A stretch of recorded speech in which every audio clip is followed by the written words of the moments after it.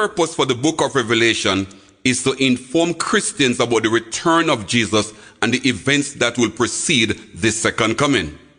The book's salutation is earmarked to the 7 literal churches in Asia, and he that hath an ear, that would be those who confess Jesus as their Lord and Savior. Let him hear what the Spirit said unto the 7 churches. After the greetings, John hastened to the purpose of the book. Behold, he cometh with clouds, and every eye shall see him, and they also which pierce him, and all kindreds of the earth shall wail because of him, which was, which is, and which is to come, the Almighty. Revelation chapter 1, verse 7 and 8. To confirm that the book is about the rapture, in the last paragraph of this letter, and he that sat upon the throne said, Behold, I make all things new.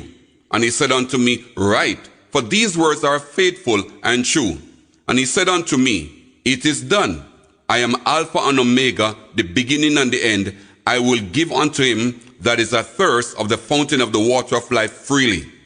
He that overcometh shall inherit all things, and I will be his God, and he shall be my son.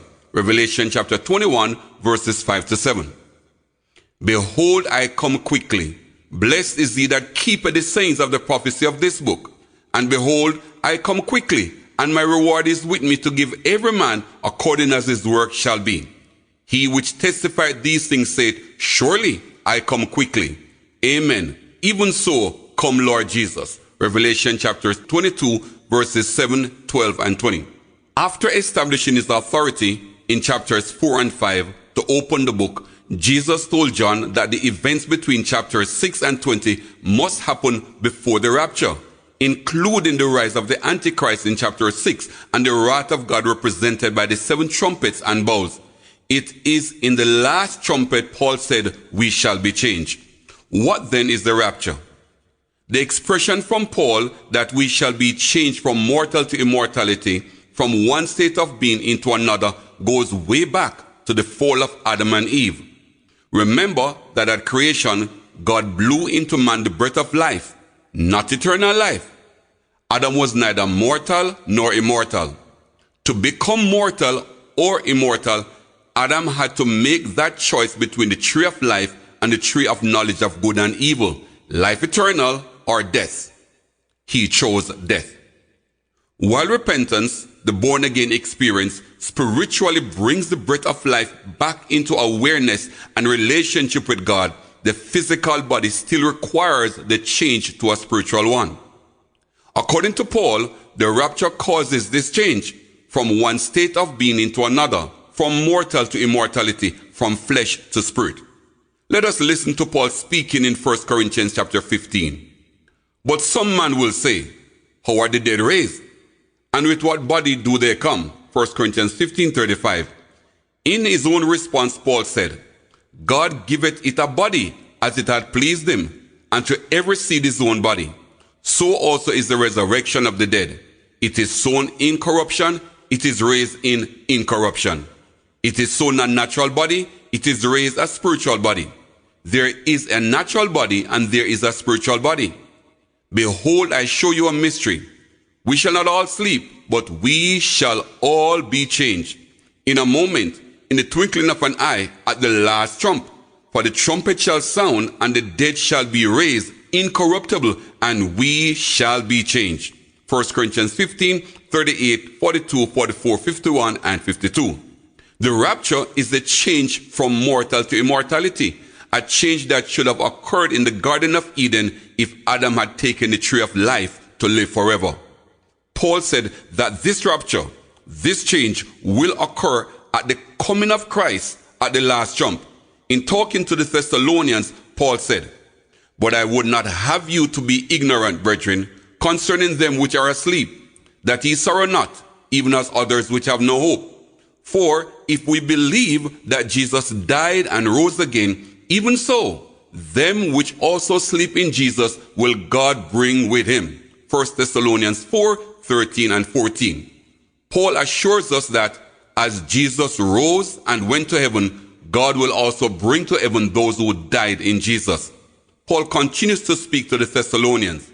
For this we say unto you by the word of the Lord, that we which are alive and remain unto the coming of the Lord shall not prevent them which are asleep. For the Lord himself shall descend from heaven with a shout, with the voice of the archangel, and with the trump of God, and the dead in Christ shall rise first. Then we which are alive and remain shall be caught up together with them in the clouds to meet the Lord in the air, and so shall we ever be with the Lord. 1 Thessalonians chapter 4, 15 to 17. The rapture, then, is not a vehicle to escape the tribulation. The rapture is the event that changes and transitions mankind who are alive at the coming of Christ into a permanent spiritual state of being. Therefore, when Jesus returns, there won't be any who is left behind. As a matter of fact, the Bible did not say anyone will be left behind. Here are the misinterpreted verses. Then shall two be in the field, the one shall be taken and the other left.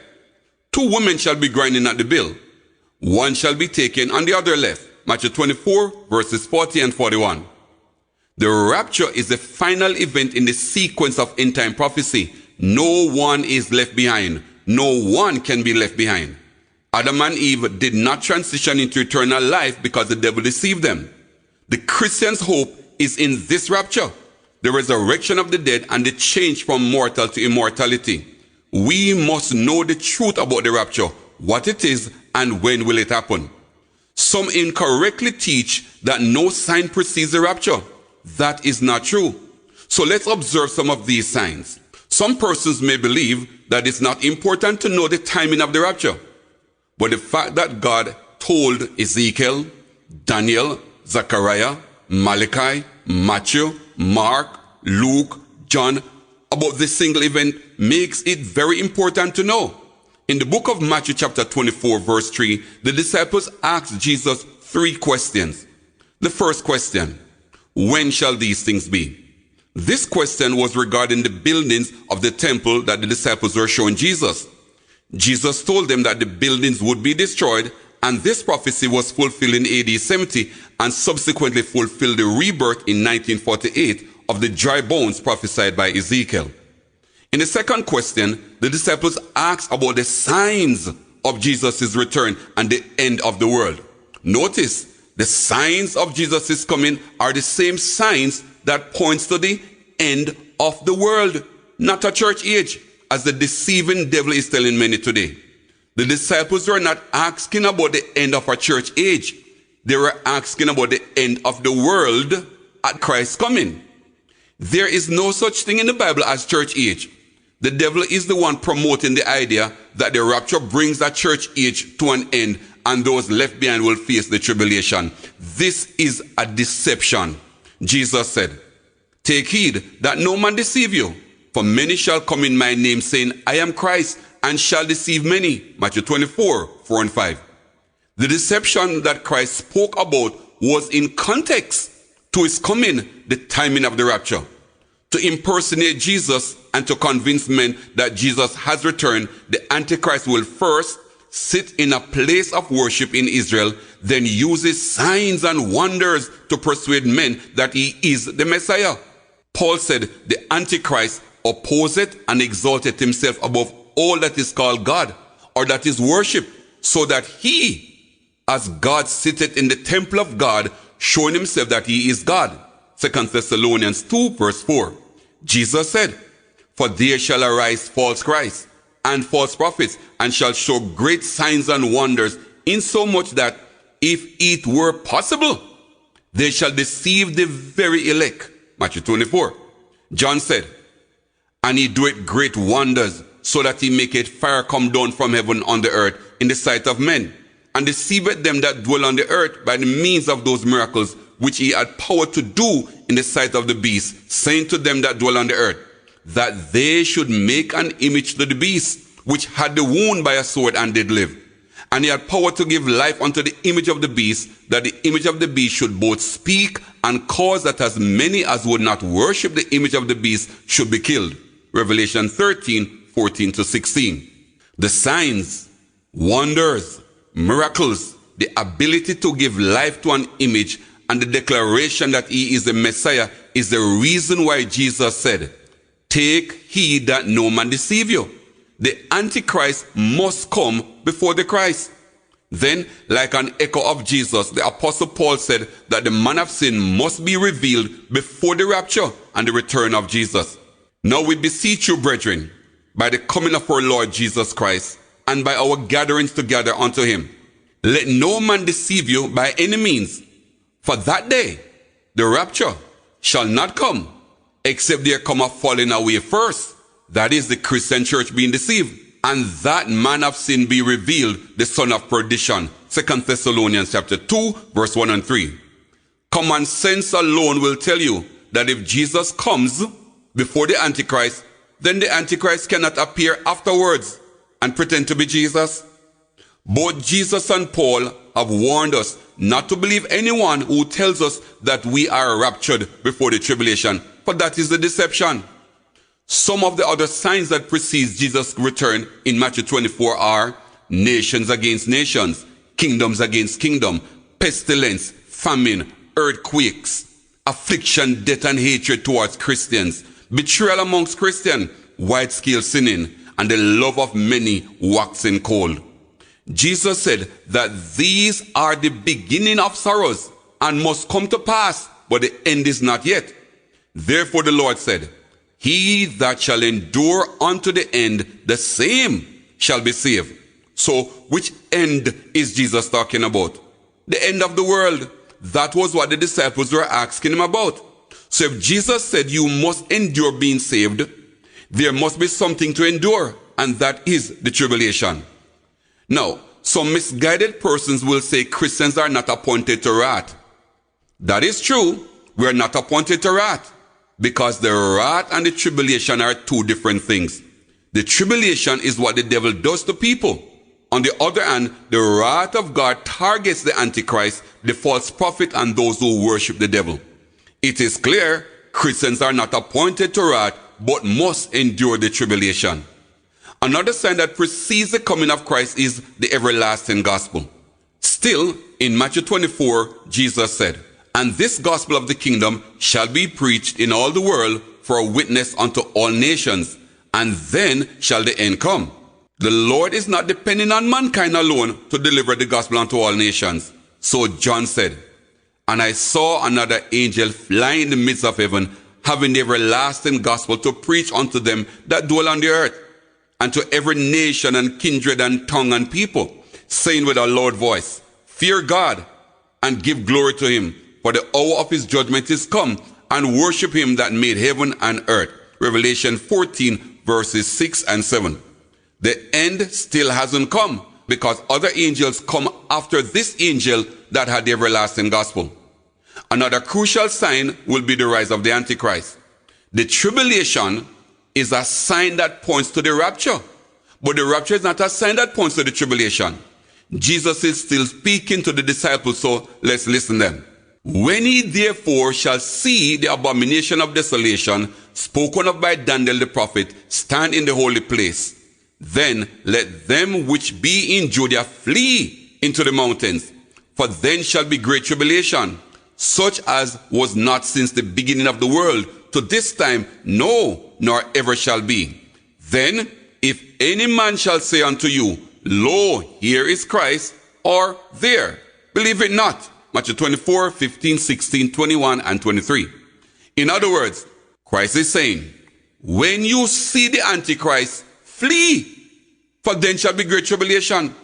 The Lord did not tell them that he comes to take them out of the earth before the tribulation. He clearly said they must do something for themselves on earth.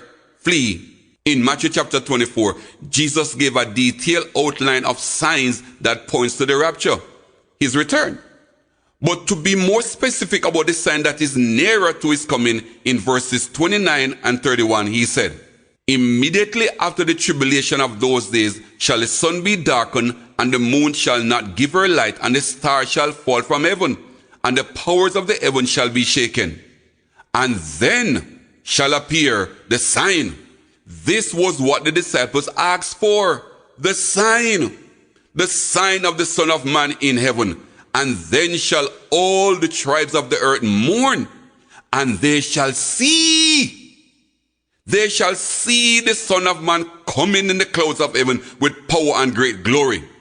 This is the same thing Jesus told John in Revelation chapter 1 verse 7. Jesus said, "And he shall send his angels with a great sound of a trumpet, and they shall gather together his elect from the four winds and from one end of heaven to another." Matthew 24:31. Now, the disciples asked for the signs that will precede the coming of Christ and the end of the world. And finally, Jesus said it.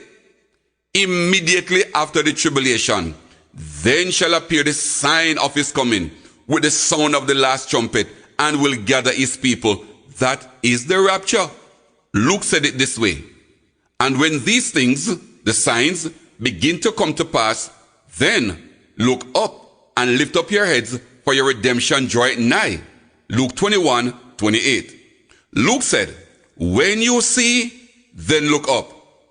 How can anyone say there is no sign before the rapture? What would prompt you to look up?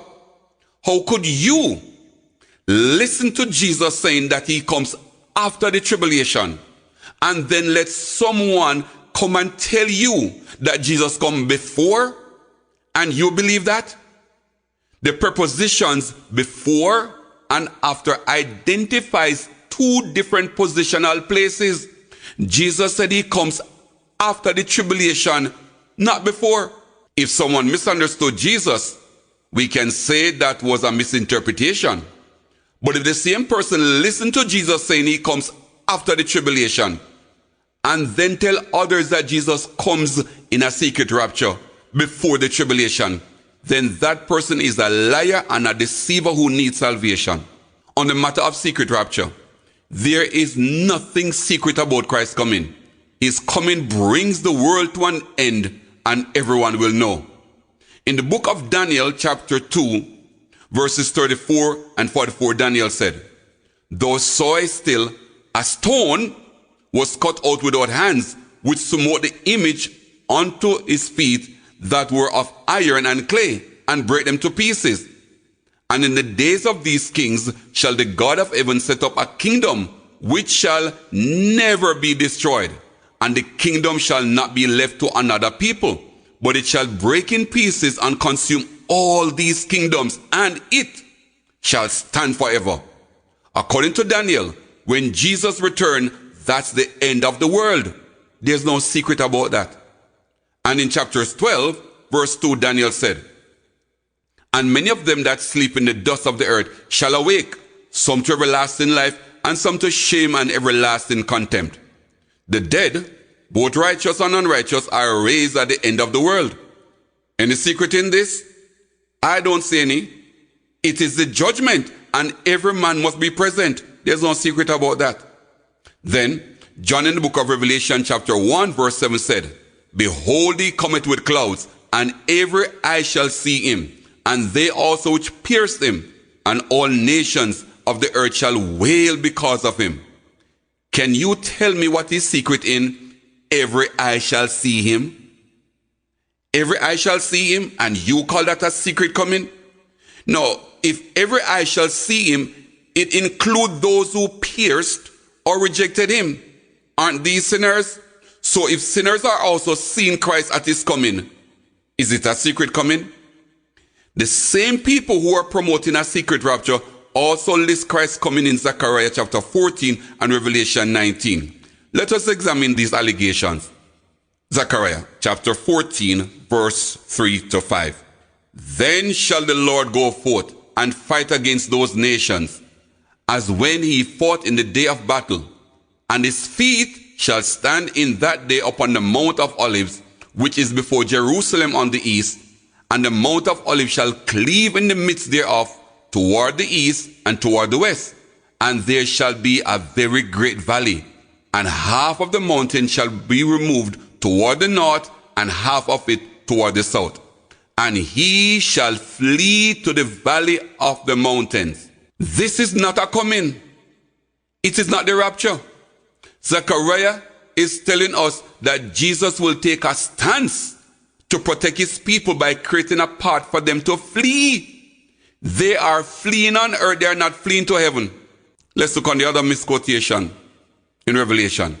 And the armies which were in heaven followed him upon white horses, clothed in fine linen, white and clean. And out of his mouth goeth a sharp sword, that with it he should smite the nations. And the beast was taken, and with him the false prophet that wrought miracles before him, with which he deceived them that had received the mark of the beast, and them that worship his image. These both were cast alive into the lake of fire burning with brimstone. And the remnant was slain with the sword of him that sat upon the horse, which sword proceeded out of his mouth, and all the fowls were filled with their flesh. Revelation chapter 19, 14, 15, 20, and 21. Now John is not describing the rapture. He is telling us about the punishment of the beast, the false prophet, and their followers. The beast and false prophet were taken or defeated and thrown in the lake of fire. Their followers were slain by the word of God. In reiterating his coming in Matthew chapter 24, the Lord said that one will be taken and the other left. The word taken in Matthew is talking about the rapture, while in Revelation chapter 19, the word taken means to be defeated. Those who were left in Matthew 24 were brought into judgment. The remnants of the Antichrist were brought into judgment at the end of time. Remember, the disciples wanted to know the signs that pointed to the rapture, which also brings the world to an end. Let us observe a few items that will happen at the end of time, the rapture, when Christ comes. There will be a resurrection. I'm reading. And this is the will of him that sent me, that everyone which seeth the Son and believeth on him may have everlasting life, and I will raise him up at the last day. John 6 verse 40.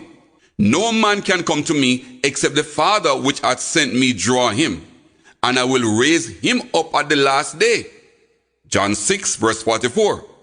Whoso eateth of my flesh and drinketh my blood hath everlasting life, and I will raise him up when? At the last day. John 6 verse 54. Mary said unto him, I know that he shall rise again in the resurrection at the last day. John 11 verse 24. So many times we hear in the book of John that the resurrection is at the last day. There's no rapture before any tribulation. Let's look on another item that happens at the rapture. Rewards are given. I'm reading Revelation 11 verse 1. And the nations were angry, and thy wrath is come, and the time of the dead that they should be judged, and that thou shouldest give reward unto thy servants the prophets, and to the saints, and them that fear thy name, small and great, and shouldest destroy them which destroy the earth. And I saw a great white throne, and him that sat on it, from whose face the earth and heaven fled away, and there was found no place for them. And I saw the dead, small and great, stand before God, and the books were open, and another book was open, which is the book of life. And the dead were judged out of those things which were written in the books, according to their works. And the sea gave up the dead which were in it, and death and hell delivered up the dead which were in them. And they were judged every man according to their works.